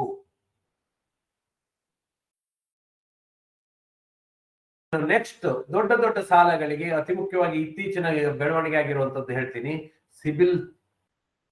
ಸಿಬಿಲ್ ಅಂತ ನಮ್ಗೆ ಇಲ್ಲಲ್ಲ ಸರ್, ಅದು ಕ್ರೆಡಿಟ್ ರೇಟಿಂಗ್ ಇರೋದಲ್ಲ ಬ್ಯಾಂಕಿಗೆ. ನಾನು ಆ ಸಿಬಿಲ್ ಅಂತ ಹೇಳ್ತಾ ಇಲ್ಲ. ಅವನು ಸಾಲಗಾರನ ಹಿಂದಿನ ಸಾಲದ ಚರಿತ್ರೆಗಳು, ಸಾಲಗಾರ ಮೊದಲನೇ ಸಾರಿ ಸಾಲ ಮಾಡ್ತಾ ಇದ್ದಾನೋ ಅಥವಾ ಹಿಂದೆ ಸಾಲ ಮಾಡಿ ಅದರಲ್ಲಿ ಪಾವತಿಗಳನ್ನ ಸರಿಯಾಗಿ ಮಾಡಿದಾನ, ನಮ್ಮಲ್ಲೇ ಇರ್ಬೋದು ಅಥವಾ ಬೇರೆ ಸಂಘ ಸಂಸ್ಥೆಗಳಲ್ಲಿ ಇರ್ಬೋದು. ಹಿಂದಿನ ಸಾಲಗಳಲ್ಲಿ ಮರುಪಾವತಿಗಳಲ್ಲಿ ಸುಸ್ತಿದಾರನಾಗಿದ್ರೆ ಹೆಚ್ಚು ಎಚ್ಚರಿಕೆ ವಹಿಸಬೇಕು. ಅವನ ಸಾಲ ಸುಸ್ತಿಯಾಗಿತ್ತು, ಕಡೆಗೆ ಕೋರ್ಟ್ ಮೂಲಕ ವಸೂಲಿ ಮಾಡಿದ್ರು ಅಂದ್ರೆ ಅಂತವನನ್ನು ಹೆಚ್ಚು ನೀವು ಗಮನಿಸಬೇಕಾಗತ್ತೆ. ಬೇರೆ ಬ್ಯಾಂಕ್ಗಳಲ್ಲಿ ಏನಾದ್ರು ಸಾಲಗಳು ಕೊಟ್ಟಿದ್ರೆ ಅವುಗಳ ಬಗ್ಗೆ ತಿಳ್ಕೊಳ್ಬೇಕು. ಬ್ಯಾಂಕ್ಗಳಲ್ಲಿ ಸಾಲ ಕೊಟ್ಟಿದ್ರೆ, ಸಾಲ ತಗೊಂಡಿದ್ರೆ ಅವನ ಕ್ರೆಡಿಟ್ ರೇಟಿಂಗ್ ಇರ್ತದೆ. ಯಾವುದೇ ಬ್ಯಾಂಕ್ ಆದ್ರೂ ಬ್ಯಾಂಕಿಗೆ ಹೋದ ತಕ್ಷಣ ಕ್ರೆಡಿಟ್ ರೇಟಿಂಗ್ ಇದ್ದೇ ಇರ್ತದೆ. ಅವನ ಕ್ರೆಡಿಟ್ ರೇಟಿಂಗ್ ಚೆನ್ನಾಗಿದ್ರೆ ಸುಲಭವಾಗಿ ಸಾಲ ಕೊಡ್ಬೋದು. ಉತ್ತಮವಾದ ಕ್ರೆಡಿಟ್ ಇದ್ರೆ, ಸ್ಕೋರಿಂಗ್ ಇದ್ರೆ ಅವನಿಗೆ ಸುಲಭವಾಗಿ ಸಾಲ ಕೊಡ್ಬೋದು. ಸೊ ಹಿಂದಿನ ಸಾಲಿನ ಚರಿತ್ರೆ ಪರಿಶೀಲನೆ ಅಂತ ಹೇಳಿದ್ರೆ ಈ ಸಿಬಿಲ್ ಅನ್ನೋದು ನೀವು ಬ್ಯಾಂಕಿನ ಸಿಬಿಲ್ ರೇಟಿಂಗ್ಗಳ ಬಗ್ಗೆ ಕಂಪೇರ್ ಮಾಡ್ಕೊಳ್ಬೇಡಿ. ಅದು ಅಲ್ಲ ನಾನು ಹೇಳ್ತಾ ಇರೋದು. ಅದು ಸಿಬಿಲ್ ಅಂದ್ರೆ ಬೇಗ ಅರ್ಥ ಆಗತ್ತೆ ಅನ್ನೋ ಕಾರಣಕ್ಕೋಸ್ಕರ ಹೇಳಿದ್ದು. ಸಿಬಿಲ್ ಅಂದ್ರೆ ನಾನು ಹೇಳುವಂತದ್ದು ಸಾಲಗಾರನ ಹಿಸ್ಟರಿಯನ್ನ ತಿಳ್ಕೊಳ್ಳುವಂತದ್ದು. ಸಾಲ ತೀರಿಸುವಂತಹ ಕ್ಷಮತೆ, ಅವನಿಗೆ ಕ್ರೆಡಿಟ್ ವರ್ದಿನೆಸ್ ಇದೆಯಾ, ಅದನ್ನ ನಾವು ನೋಡ್ಕೊಳ್ಬೇಕಾಗತ್ತೆ. ಅದರ ನಂತರ ಮಂಡಳಿ ಅನುಮೋದನೆ ಮಾಡಬೇಕು. ಆಡಳಿತ ಮಂಡಳಿ ಮಂಜೂರಾತಿ ಸಮಿತಿಯ ಅನುಮೋದನೆ ಮಾಡಬೇಕು. ಸಾಲದ ಸಮಿತಿ ಅಥವಾ ಸಾಲ ಮಂಜೂರಾತಿ ಸಮಿತಿ, ಸಾಲ ನಿರ್ವಹಣಾ ಸಮಿತಿ ಏನೋ ಒಂದು ಹೇಳಿರ್ತೀರಿ ಯಾವುದೇ, ಅಥವಾ ನಿಮ್ಮ ಬೋರ್ಡೆ. ನಮ್ಮಲ್ಲಿ ಯಾವುದೇ ಸಮಿತಿ ಇಲ್ಲ ಅಂದ್ರೆ ನಿಮ್ಮ ಸಹಕಾರ ಸಂಘದ ಆಡಳಿತ ಮಂಡಳಿನೇ ಅಂತ ಇಟ್ಕೊಳ್ಳಿ. ಅಥವಾ ಸಾಲ ಮಂಜೂರು ಮಾಡ್ಲಿಕ್ಕೆ ಅನುಮೋದನೆ ಅಧಿಕಾರ ಹೊಂದಿರುವಂತ ಯಾವುದೇ ಉಪ ಅಧಿಕಾರಿ, ಸಿಒ ಕೊಟ್ಟಿದ್ದೀವಿ ಸರ್, ಸಿಒ ನೋಡ್ಬೇಕಾಗತ್ತೆ. ಎಲ್ಲ ದಾಖಲೆಗಳನ್ನ ಕೂಲಂಕಷವಾಗಿ ನೋಡ್ಬೇಕು. ಆ ಸಭೆಯಲ್ಲಿ ಸಾಲ ಮಂಜೂರಾತಿಗೆ ಅಧಿಕೃತ ಒಪ್ಪಿಗೆ ನೀಡಬೇಕು. ಅಂದರೆ ಸಾಲ ಮಂಜೂರಾತಿ ಒಂದು ಪ್ರಕ್ರಿಯೆ, ಆ ಸಾಲ ಮಂಜೂರಾತಿ ಪ್ರಕ್ರಿಯೆ ಮಾಡಬೇಕು. ಮಂಜೂರಾತಿ ಪತ್ರದಲ್ಲಿ ಸ್ಯಾಂಕ್ಷನ್ ಲೆಟರ್ ಅಂತೇಳಿ ನಾವು ಏನ್ ಹೇಳ್ತೀವಿ ಅದರಲ್ಲಿ ಸಾಲದ ಮೊತ್ತ ಮತ್ತು ಷರತ್ತುಗಳು ಇರಬೇಕು. ಬ್ಲಾಂಕ್ ಆಗಿ ಯಾವುದೇ ಸಾಲ ಮಂಜೂರಾತಿ ಮಾಡಬೇಡಿ. ಅವನಿಗೆ ಎಷ್ಟು ಬೇಕು ಕೇಳ್ಕೊಂಡು ಕಡೆ ಕೊಡಿ. ಅವನು ಈಗಾಗಲೇ ಅರ್ಜಿಯಲ್ಲಿ ಸಲ್ಲಿಸಿರ್ತಾನೆ. ಅದಕ್ಕೆ ಮೀರದಂತೆ ಅವನು ಸಾಲಕ್ಕೆ ಅರ್ಜಿ ಸಲ್ಲಿಸಿದಾಗ 50,000 ರೂಪಾಯಿ ಅಂತ ಹೇಳಿದಾಗ 60,000 ರೂಪಾಯಿ ಕೊಡ್ತೀನಿ ಅನ್ನೋ ತಪ್ಪು. 60,000ಗಿಂತ ಕಡಿಮೆನೆ ಅವ್ರಿಗೆ ಕೊಡ್ಬೇಕಾಗುತ್ತೆ. ಸಾಲಕ್ಕೆ ಅವನು ಅರ್ಜಿ ಸಲ್ಲಿಸಿದ ಮಿತಿಗಿಂತ ಕಡಿಮೆ ನೀವು ಸಾಲ ಮಂಜೂರು ಮಾಡಬಹುದೇ ವಿನಃ ಜಾಸ್ತಿ ಮಾಡುವಂತಿಲ್ಲ. ಮಾಡಿದರೆ ನೀವು ತೊಂದರೆಗೊಳಗಾಗ್ತೀರಿ. ಸಾಲಗಾರ ಈ ಷರತ್ತುಗಳಿಗೆ ಬದ್ಧನಾಗಿರ್ಬೇಕು. ಏನ್ ಮಂಜೂರಾತಿ ಸಮಿತಿ ಕೊಡ್ತೀರಿ ಆ ಷರತ್ತುಗಳಿಗೆ ಅವನು ಬದ್ಧನಾಗಿರ್ಬೇಕು. ಈ ರೀತಿ ಸಾಲ ಮಂಜೂರಾತಿ ಅನುಮೋದನೆ ನೀಡಿದರೆ ಒಂದು ಪ್ರಕ್ರಿಯೆ ಮುಗಿತು. ಅರ್ಜಿ ಸ್ವೀಕಾರದ ಬಗ್ಗೆ ಹೇಳಿದೆ, ಮಂಜೂರಾತಿ ಬಗ್ಗೆ ಹೇಳಿದೆ. ಈ ರೀತಿ ಆದರೆ ನಂತರದ ಪ್ರಕ್ರಿಯೆ ಸಾಲ ಮಂಜೂರಾತಿ ಪ್ರಕ್ರಿಯೆ ಮುಂದಿನ ಹಂತಕ್ಕೆ ಹೋಗುತ್ತೆ. ಮುಂದಿನ ಹಂತ ಏನು? ನಾವು ಮಂಜೂರಾತಿ ನೀಡಿದ ನಂತರ ಏನು ಸಿಬ್ಬಂದಿಗಳಿದ್ದಾರೆ ಅವರು ಒಂದು ಮಂಜೂರಾತಿ ಪತ್ರವನ್ನ, ಲೋನ್ ಸ್ಯಾಂಕ್ಷನ್ ಲೆಟರ್ ಅನ್ನ ಆ ಸಾಲಗಾರನಿಗೆ ನೀಡಬೇಕು. ಆ ಸಾಲಗಾರನಿಗೆ ನೀಡುವಂತಹ ಮಂಜೂರಾತಿ ಪತ್ರ ಏನಿರಬೇಕು? ಅದರಲ್ಲಿ ಸಾಲದ ಮೊತ್ತ ಇರಬೇಕು. ಎಷ್ಟು ಹಣ ಇದೆ ಮಂಜೂರಾಗಿದೆ ಎಂಬ ನಿಖರವಾದ ಮೊತ್ತವನ್ನು ನಮೂದಿಸಬೇಕು. ಇದು ಸಾಲಗಾರನ ಅಗತ್ಯ ಮತ್ತು ಮರುಪಾವತಿ ಸಾಮರ್ಥ್ಯ ಎರಡು. ನಾನು ಆವಾಗಲೇ ಹೇಳಿದೆ, ಅವನು ಅರ್ಜಿಯಲ್ಲಿ ಸಲ್ಲಿಸಿರುವಂತಹ ತನಗೆ ಇಷ್ಟು ಸಾಲ ಬೇಕು, ತನಗೆ ಇಷ್ಟು ಮರುಪಾವತಿ ಸಾಮರ್ಥ್ಯ ಇದೆ, ಎರಡನ್ನು ಮೆನ್ಷನ್ ಮಾಡಿರ್ತಾನೆ. ನನಗೆ 5 ಲಕ್ಷ ರೂಪಾಯಿ ಸಾಲಗಳು ಬೇಕು, ಪ್ರತಿ ತಿಂಗಳ 15,000 ರೂಪಾಯಿ ನಾನು ಮರುಪಾವತಿ ಮಾಡ್ತೇನೆ ಹೇಳಿರ್ತಾನೆ. ಅಂದ್ರೆ ನೀವು 5 ಲಕ್ಷಕ್ಕಿಂತ ಹೆಚ್ಚು ಸಾಲವನ್ನ ಮಂಜೂರು ಮಾಡುವಂತಿಲ್ಲ, 15,000ಕ್ಕಿಂತ ಹೆಚ್ಚು ಮರುಪಾವತಿಯನ್ನ ಸೃಷ್ಟಿಸುವಂತಿಲ್ಲ ಅಥವಾ ಮರುಪಾವತಿಯ ಕಂತನ್ನ ನಿಗದಿಪಡಿಸುವಂತಿಲ್ಲ. ಹಾಗಾಗಿ loan sanction letter, loan application ಲೆಟರ್ಗೆ ಒಂದಕ್ಕೊಂದಕ್ಕೆ ಪೂರಕವಾಗಿರ್ಬೇಕು, ಒಂದಕ್ಕೊಂದಕ್ಕೆ ವಿರೋಧವಾಗಿರಬಾರ್ದು. ಸಾಲಗಾರ 5 ಲಕ್ಷಕ್ಕೆ ಸಾಲ ಕೇಳಿದಾಗ 5 ಲಕ್ಷ ಅಥವಾ ಅದಕ್ಕಿಂತ ಕಡಿಮೆ ಕೊಡ್ಬೋದು. ಅವನು ತನ್ನ ಸಾಮರ್ಥ್ಯ 15,000 ಅಂತ ಹೇಳಿದಾಗ 15,000 ಅಥವಾ ಅದಕ್ಕಿಂತ ಕಡಿಮೆ ಕಂತುಗಳನ್ನ ನಿಗದಿಪಡಿಸಬಹುದು ಅಮೌಂಟಿನ. ಹಾಗಾಗಿ ಇದು ನಮ್ಗೆ ಅತಿ ಮುಖ್ಯವಾಗತ್ತೆ. ಯಾಕೆಂದ್ರೆ ಸ್ನೇಹಿತರೆ, ಇಲ್ಲಿ ದಾಖಲಾತಿಯಲ್ಲಿ ವ್ಯತ್ಯಾಸ ಆಯ್ತು ಅಂದ್ರೆ, ಸಾಲ ಲೋನ್ ಸ್ಯಾಂಕ್ಷನ್ ಲೆಟರ್ ಅಲ್ಲಿ ನಾವು ಬೇರೆ ರೀತಿಯಲ್ಲಿ ಮೆನ್ಷನ್ ಮಾಡಿದೀವಿ ಅಂದ್ರೆ ನಮಗೆ ವಸೂಲಾತಿ ಕ್ರಮದಲ್ಲಿ ಅಥವಾ ನಾಳೆ ವ್ಯಾಜ್ಯ ಹುಟ್ಟಿದಾಗ ನಮಗ್ ತೊಂದರೆ ಆಗತ್ತೆ. ಅದರಲ್ಲಿ ಬಡ್ಡಿ ದರವನ್ನ ಮೆನ್ಷನ್ ಮಾಡಿರ್ಬೇಕು. ಸಾಲಕ್ಕೆ ಇಷ್ಟೇ ನಿಖರವಾಗಿ ಇಷ್ಟು ಬಡ್ಡಿ ದರವನ್ನು ವಿಧಿಸ್ತೀವಿ ಅನ್ನೋ ಮಾಹಿತಿ ಇರಬೇಕು. ಬಡ್ಡಿ ಅದು ಫಿಕ್ಸ್ಡ್ ಅಥವಾ ಬದಲಾಗುತ್ತದೆಯಾ ಅಂದ್ರೆ ಫ್ಲೋಟಿಂಗ್ ಅಥವಾ ಫಿಕ್ಸ್ಡ್ ಅನ್ನೋ ವಿವರ ಇರಬೇಕು. ಯೂಶುವಲ್ ಆಗಿ ನಾವು ರೆಡ್ಯೂಸಿಂಗ್ ಬ್ಯಾಲೆನ್ಸ್ ಮೇಲೆ ಮಾಡ್ತೀವಿ ನಾವು, ಮತ್ತು ಯಾವತ್ತು ಫಿಕ್ಸ್ಡ್ ರೇಟೇ. ನಾವು ಒಂದು ಸಾರಿ ಸ್ಯಾಂಕ್ಷನ್ ಮಾಡುವಾಗ 8% ಅಂತ ಹೇಳಿದ್ರೆ ಅವನ ಆ ಸಾಲ ಮುಗಿಯುವವರೆಗೆ ಆ ಸಾಲಕ್ಕೆ 8% ಇರ್ತದೆ. ಕಡೆಗೆ ನಾವು ಜಾಸ್ತಿ ಮಾಡಿದ್ರು ಇವನಿಗೆ ಅನ್ವಯ ಆಗೋದಿಲ್ಲ, ಕಡಿಮೆ ಮಾಡಿದ್ರು ಇವನಿಗೆ ಅನ್ವಯ ಆಗೋದಿಲ್ಲ. ಹಾಗಾಗಿ ನಮ್ಮ ಸಹಕಾರಿ ಸಂಘಗಳಲ್ಲಿ ಇದು ಮಾಡುವಂತದ್ದು ಫಿಕ್ಸ್ಡ್ ರೇಟ್ ಆಫ್ ಇಂಟರೆಸ್ಟ್.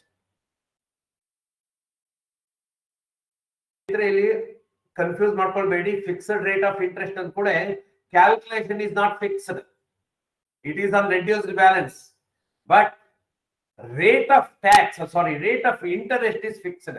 8% ಅಂದ್ರೆ ಆ ಸಾಲ ಪೂರ್ತಿ ಪಾವತಿ ಆಗುವವರೆಗೆ ಅವನಿಗೆ 8% ನಿಗದಿ ಮಾಡಲಾಗಿದೆ. ಮಧ್ಯದಲ್ಲಿ ನಾವು ಬೇರೆಯವರಿಗೆ ಸಾಲಕ್ಕೆ 9% ಮಾಡಿದ್ರೆ ಇವರಿಗೆ ಸಾಲಕ್ಕೆ 9% ಮಾಡುವಂತಿಲ್ಲ, ಯಾಕೆಂದ್ರೆ ಈಗಾಗಲೇ ಸ್ಯಾಂಕ್ಷನ್ ಆಗ್ಬಿಟ್ಟಿರ್ತದೆ. ಇಲ್ಲ ಬದಲಾಗುವಂತದ್ದ ಕೆಲವು ಸಾರಿ ಬ್ಯಾಂಕ್ಗಳಲ್ಲಿ ಬದಲಾಗುವಂತಹ ಸಾಲಗಳು ಕೊಡ್ತಾರೆ. ಯಾಕೆಂದ್ರೆ ಟ್ರೆಂಡ್ ನೋಡಿ, ಈಗ 11% ಇದೆ ಸರ್, ಮುಂದಿನ ವರ್ಷ ನಾವು ಕಡಿಮೆ ಮಾಡ್ತೀವಿ, ಇದನ್ನ ನೀವು ಬಯಸ್ಬೇಕು ಅಂದ್ರೆ ಫ್ಲೋಟಿಂಗ್ ರೇಟಿಗೆ ಅಪ್ಲೈ ಮಾಡಿ ಹೇಳ್ತಾರೆ. ಇಲ್ಲ ಅಂತಲ್ಲ, ಆ ಆಯ್ಕೆ ಇರುವಂತದ್ದು ಸಾಲಗಾರನಿಗೆ. ಹಾಗಾಗಿ ನೀವು ಯಾವುದ ದರವನ್ನು ವಿಧಿಸಿದ್ದೀರಿ ಅನ್ನೋದ್ರ ಬಗ್ಗೆ ಮಾಹಿತಿ ಇರಬೇಕು. ಅದರ ಟೆನ್ಯೂರ್ ಅಥವಾ ಅದರ ಅವಧಿ, ಎಷ್ಟು ತಿಂಗಳು ಅಥವಾ ಎಷ್ಟು ವರ್ಷಗಳಲ್ಲಿ ಮರುಪಾವತಿ ಮಾಡಬೇಕು, ಕಾಲಮಿತಿ. ಜಾಮೀನು ಸಾಲ 1 ವರ್ಷ, ಆಭರಣ ಸಾಲ 11 ತಿಂಗಳು, ಅಥವಾ ಯಾವುದೇ ಸಾಲಗಳಿಗೆ ನೀವು ವಿಧಿಸಿರುವಂತಹ ಟೆನ್ಯೂರ್ ಅಥವಾ ಅವಧಿ. ಯಾವುದೋ ಒಂದು ದೀರ್ಘಾವಧಿ ಸಾಲ 6 ವರ್ಷ, 8 ವರ್ಷ, 10 ವರ್ಷ, ಆ ಅವಧಿಯನ್ನ ಹೇಳಬೇಕು. ಕಾಲಮಿತಿ, ಡೆಡ್ ಎಂಡ್, ಲಾಸ್ಟ್ ಪೇಮೆಂಟ್ ಎಷ್ಟು ಒಳಗಡೆ ಆಗಬೇಕು ಅಂತ. ಜೊತೆಗೆ ಮಾಸಿಕ ಕಂತುಗಳನ್ನು ಏನಾದ್ರು ಹಾಕೋದಿದ್ರೆ ಈಕ್ವೇಟೆಡ್ ಮಂತ್ಲಿ ಇನ್ಸ್ಟಾಲ್ಮೆಂಟಿಗೂ ನಮ್ಗೆ ಅವಕಾಶ ಇದೆ. ಅದನ್ನು ಮಾಡೋದಿದ್ರೂ ಮಾಸಿಕ ಕಂತುಗಳು ಯಾವ ರೀತಿ ಇರಬೇಕು, ಪ್ರತಿ ತಿಂಗಳು ಯಾವ ದಿನಾಂಕದಿಂದ ಅವನು ಉತ್ಪತ್ತಿ ಮಾಡಬೇಕು, ಮಾಸಿಕ ಕಂತಿನ ಡೇಟ್ ಅನ್ನ ನಾವು ಹೇಳುವಂಥದ್ದು. ಪ್ರತಿ ತಿಂಗಳು 10ನೇ ತಾರೀಕು ಡ್ಯೂ ಆಗುತ್ತೆ, ಪ್ರತಿ ತಿಂಗಳು 20ನೇ ತಾರೀಕು ಡ್ಯೂ ಆಗುತ್ತೆ, ಯಾವ್ದೋ ಒಂದು ದಿನ. EMI ಮಾಡೋದಿದ್ರೆ EMI ಕೂಡ ನೀವು ಕ್ಯಾಲ್ಕುಲೇಷನ್ ಮಾಡಬಹುದು. EMI ಮಾಸಿಕ ಕಂತುಗಳು 2 ತರದಲ್ಲೂ ಇರ್ಬೋದು. ಕಂತು ಪ್ಲಸ್ ಇಂಟರೆಸ್ಟ್ ಕೊಡುವಂತ ಪದ್ಧತಿ ಒಂದಿರ್ಬೋದು. ಕಂತುಗಳು ಫಿಕ್ಸ್ ಆಗಿರ್ತದೆ, ಪ್ರತಿ ತಿಂಗಳು 15,000 ರೂಪಾಯಿ ಕಂತು ಪ್ಲಸ್ ಇಂಟರೆಸ್ಟ್ ಕೊಡಿ. ಇಂಟರೆಸ್ಟ್ ಆನ್ ಈ ಬ್ಯಾಲೆನ್ಸ್ ಅಮೌಂಟ್ ಏನಿತ್ತು ಅದಷ್ಟರ ಮೇಲೆ ಇಂಟರೆಸ್ಟ್ ಎಷ್ಟು ಬರುತ್ತೆ ಪ್ಲಸ್ ಕಂತುಗಳು ಕೊಡಿ. ಆವಾಗ ಮೊದಲು ಅವನಿಗೆ ಹೆವಿ ಆಗುತ್ತೆ, ಕಡೆಗೆ ಕಡಿಮೆ ಆಗ್ತಾ ಹೋಗುತ್ತೆ. ಅಥವಾ ಈಕ್ವೇಟೆಡ್ ಸಮಾನ ಮಾಸಿಕ ಕಂತು, ಅದನ್ನು ಕೂಡ ನೀವು ಕ್ಯಾಲ್ಕುಲೇಟ್ ಮಾಡಬಹುದು. ಸಮಾನ ಮಾಸಿಕ ಕಂತು ಹಿಂದೆನೆ ಹೇಳಿದ್ದೆ. ಸಮಾನ ಮಾಸಿಕ ಕಂತು ಕ್ಯಾಲ್ಕುಲೇಟ್ ಮಾಡ್ಲಿಕ್ಕೆ ಒಂದು ಅತ್ಯದ್ಭುತವಾದಂತ ಫಾರ್ಮುಲಾ ಇದೆ. ಅದನ್ನು ಮುಂದಿನ ಒಂದು ಅವಧಿಯಲ್ಲಿ ನಾನು ಹೇಳ್ತೀನಿ. ನಾನು ಆ ಫಾರ್ಮುಲಾ ತರ EMI ಕ್ಯಾಲ್ಕುಲೇಟ್ ಮಾಡಿದರೆ ನಿಮಗೆ ಅದು ಒಂದೇ ರೀತಿಯಲ್ಲಿ ಕಂತುಗಳು ಪಾವತಿ ಆಗ್ತಾ ಹೋಗಿರುತ್ತೆ. ಆವಾಗ ನೀವು ಬೇಕಾದ ಸ್ಟ್ಯಾಂಡಿಂಗ್ ಇನ್ಸ್ಟ್ರಕ್ಷನ್ ಕೂಡ ಪಡ್ಕೊಳ್ಬಹುದು. ಈ ಮಾಹಿತಿಗಳು ಆ ಸಾಲದ ಮಂಜೂರಾತಿ ಪತ್ರದಲ್ಲಿ ಇರಬೇಕು. ಸಾಲದ ಉದ್ದೇಶ, ನಾವು ಯಾವ ಕಾರಣಕ್ಕೋಸ್ಕರ ಸಾಲ ಅವನು ಅರ್ಜಿ ಹಾಕಿದ್ದ ಅದೇ ಉದ್ದೇಶಕ್ಕೆ ನಾವು ಪರ್ಪಸ್ ಇದೇ ಕಾರಣಕ್ಕೋಸ್ಕರ ಕೊಡ್ತಾ ಇದೀವಿ ಅನ್ನೋದನ್ನ ನಾವು ಸ್ಪೆಸಿಫಿಕ್ ಆಗಿ ನಿಮ್ಮ ವ್ಯವಹಾರವನ್ನ ವಿಸ್ತರಣೆ ಮಾಡ್ಲಿಕ್ಕೆ ಕೊಡ್ತಾ ಇದ್ದೀವಿ, ಅಥವಾ ಒಂದು ಹೊಸ ಆಟೋ ತಗೊಳ್ಳಿಕ್ ಕೊಡ್ತಾ ಇದೀವಿ, ಅಥವಾ ಮನೆ ಕಟ್ಲಿಕ್ಕೆ ಕೊಡ್ತಾ ಇದೀವಿ, ಅಥವಾ ಯಾವ ಉದ್ದೇಶಕ್ಕೋಸ್ಕರ ಕೊಡ್ತಾ ಇದೀವಿ ಅನ್ನೋದನ್ನ ಹೇಳ್ಬೇಕಲ್ಲಿ. ಯಾವ ನಿರ್ದಿಷ್ಟ ಉದ್ದೇಶಕ್ಕೆ, ಕೃಷಿಗಿರ್ಬೋದು, ಮನೆ ನಿರ್ಮಾಣ ಇರ್ಬೋದು, ವ್ಯಾಪಾರ ಇರ್ಬೋದು, ಯಾವುದಕ್ಕೆ ಮಂಜೂರಾಗಿದೆ ಅನ್ನೋದ್ರ ವಿವರ ಅದರಲ್ಲಿ ಇರಬೇಕು. ಯಾಕಿರಬೇಕು ಅಂದ್ರೆ ಅವನಿಗೆ ಯಾವ ಕಾರಣಕ್ಕೋಸ್ಕರ ಕೊಟ್ಟಿದೀವೋ ಅದಕ್ಕೆ ಬದಲಾಗಿ ಬೇರೆ ಕಾರಣಕ್ಕೆ ಉಪಯೋಗಿಸಿದ್ದಾರೆ, ಅನ್ಯೋಪಯೋಗ ಡೈವರ್ಷನ್ ಆಫ್ ಫಂಡ್ಸ್ ಆಗತ್ತೆ. ಆವಾಗ ನಾವು ಕೊಟ್ಟ ಪರ್ಪಸ್ ಬೇರೆ, ನೀವು ಉಪಯೋಗಿಸಿದ್ದೆ ಬೇರೆ, ಹಾಗಾಗಿ ರೀಕಾಲ್ ಮಾಡ್ತೀವಿ ಅನ್ನೋ ಕಾರಣಕ್ಕೋಸ್ಕರ ಲೋನ್ ಅನ್ನು ರೀಕಾಲ್ ಮಾಡ್ಲಿಕ್ಕೆ ಅನುಕೂಲ ಆಗತ್ತೆ. ಹಾಗಾಗಿ ಉದ್ದೇಶವನ್ನ ಸ್ಪಷ್ಟಪಡಿಸಬೇಕು ಲೋನ್ ಸ್ಯಾಂಕ್ಷನ್ ಲೆಟರ್ ಅಲ್ಲಿ. ಮತ್ತೆ ಯಾವ ಭದ್ರತೆಯ ಆಧಾರದಲ್ಲಿ ನಾವು ಈ ಸಾಲವನ್ನು ಕೊಟ್ಟಿದ್ದೀವಿ, loan sanction letter it's A very very important document.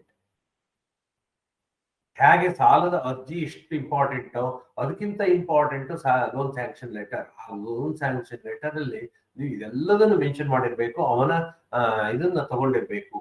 ಭದ್ರತೆ, ಯಾವ್ದನ್ನ ನೀವು ಕೊಲ್ಯಾಟ್ರಲ್ ತಗೊಂಡಿದ್ದೀರಿ ಅಥವಾ ಸೆಕ್ಯೂರಿಟಿ ಆಗಿ ತಗೊಂಡಿದ್ದೀರಿ ಅನ್ನೋದು ಬೇಕಾಗತ್ತೆ. ಯಾವ ಆಸ್ತಿಯನ್ನ, ಸಪೋಸ್ ಅವನ ಒಂದು ಸೈಟ್ ಅಂದ್ರೆ ಸೈಟ್ ಯಾವ ಲೊಕೇಶನ್ ಅಲ್ಲಿ ಇತ್ತು, ಅದರ ಚೆಕ್ಬಂದಿ ಏನು, ಅದರ ಏನು ಈ ಸೊತ್ತಿನಲ್ಲಿ ದಾಖಲಾದಂತಹ ಯಾವುದೇ ವಿವರಗಳನ್ನ ನಮೂದು ಮಾಡಿ. ಯಾಕೆಂದ್ರೆ ಒಬ್ಬನೇ ಮನುಷ್ಯ ಒಂದೇ ಏರಿಯಾದಲ್ಲಿ 4 ಸೈಟ್ಗಳನ್ನು ಇಟ್ಕೊಂಡಿರ್ಬೋದು, ನಿಮಗೆ ಕೊಟ್ಟಿರೋದು ಒಂದು ಸೈಟ್ ಆಗಿರ್ಬೋದು. ಆ ಕಾರಣದಿಂದಾಗಿ ಸ್ಪೆಸಿಫಿಕ್ ಆಗಿ ಇದೇ ಲೊಕೇಶನ್ ಮಾಡ್ಲಿಕ್ಕೆ ನಿಮ್ಗೆ ಅನುಕೂಲ ಆಗೋಂಗೆ. ಈಗಿನ ಒಂದು ಬೆಳವಣಿಗೆ ಏನು ಅಂದ್ರೆ ಇವನ್ ಜಿ ಲೊಕೇಶನ್ ಕೂಡ ಹಾಕ್ಲಿಕ್ಕೆ ಅನುಕೂಲ ಇದೆ. ಗೂಗಲ್ ಲೊಕೇಶನ್ ಅದನ್ನು ಕೂಡ ಹಾಕ್ಲಿಕ್ಕೆ ಅನುಕೂಲ ಇದೆ. ಇದು ಮನೆ ಆಗಿರ್ಬೋದು, ಜಮೀನ್ ಆಗಿರ್ಬೋದು, ಚಿನ್ನ ಆಗಿದ್ರೆ ಯಾವ ಯಾವ ರೀತಿಯ ಚಿನ್ನವನ್ನು ಇಟ್ಟಿದ್ದಾನೆ ಅಂದ್ರೆ ಅವನಿಟ್ಟಿರೋ ಚಿನ್ನದ ವಿವರಗಳನ್ನು ಕೂಡ ಅಲ್ಲಿ ಕೊಡಬಹುದು. ನೀವು ನಿಮ್ಮ ಇದರಲ್ಲಿ ಮೆನ್ಷನ್ ಮಾಡುವಂತಹ ಒಂದು ಕೋಡ್ ಏನು, ಆ ಸಾಲದ ಚಿನ್ನಾಭರಣ ಸಾಲಗಳಿಗೆ ಕೊಡುವಂತಹ ಒಂದು ಕೋಡ್ ಇದೆಯೋ ಅದನ್ನು ಕೂಡ ಮೆನ್ಷನ್ ಮಾಡಿ ಅದನ್ನ ಟ್ಯಾಗ್ ಮಾಡಬಹುದು. ಇದಿಷ್ಟು ಜೊತೆಗೆ ಜಾಮೀನುದಾರರ ವಿವರವನ್ನು ಕೂಡ ಕೊಡ್ಬೇಕಾಗತ್ತೆ. ಯಾರು ಜಾಮೀನುದಾರಾಗಿದ್ದಾರೆ, ಅವರ ಜವಾಬ್ದಾರಿಗಳೇನು, ಅದನ್ನ ಆ ಸಾಲ ಪತ್ರದಲ್ಲೇ ಹೇಳಿ ಆ ಲೋನ್ ಸ್ಯಾಂಕ್ಷನ್ ಲೆಟರ್ನ ಒಂದು ಕಾಪಿಯನ್ನ ಜಾಮೀನ್ದಾರಿಗೂ ಕೊಡುವಂಥದ್ದು. ಆಗ ನನಗೆ ಗೊತ್ತೇ ಇರ್ಲಿಲ್ಲ ಅಥವಾ ಹೀಗೆಲ್ಲ ಇತ್ತ ಗೊತ್ತೇ ಇರ್ಲಿಲ್ಲ, ಯಾವುದಕ್ಕೂ ಇದು ಬರೋದಿಲ್ಲ, ಸಾಲಗಾರರಷ್ಟೇ ಜಾಮೀನುದಾರರು ಬಾಧ್ಯಸ್ಥರು ಅಂತ ಹೇಳಲಿಕ್ಕೆ ನಾವು ಗ್ಯಾರಂಟಾರಿಗೆ ಕೂಡ ಒಂದು ಸಾಲದ ಲೋನ್ ಸ್ಯಾಂಕ್ಷನ್ ಲೆಟರ್ ಅನ್ನ ಕೊಡಬೇಕು, ಸಾಲ ಮಂಜೂರಾತಿ ಪತ್ರವನ್ನ ಅವ್ರಿಗೆ ಕೂಡ ಕೊಡಬೇಕು. ಅದರಲ್ಲಿ ಯಾವ ಸಾಲಕ್ಕೆ ಹಿಂದೆ ನಮೂದಿಸಿದಂತೆ ಎಲ್ಲ ವಿವರಗಳನ್ನು ಇರ್ತದೆ. ಆ ಸಾಲಗಳಿಗೆ ಯಾರು ಜಾಮೀನು ನೀಡಿದ್ದಾರೆ, ಅವ್ರ ಜವಾಬ್ದಾರಿಗಳೇನು ಅನ್ನೋದು ಇರಬೇಕು.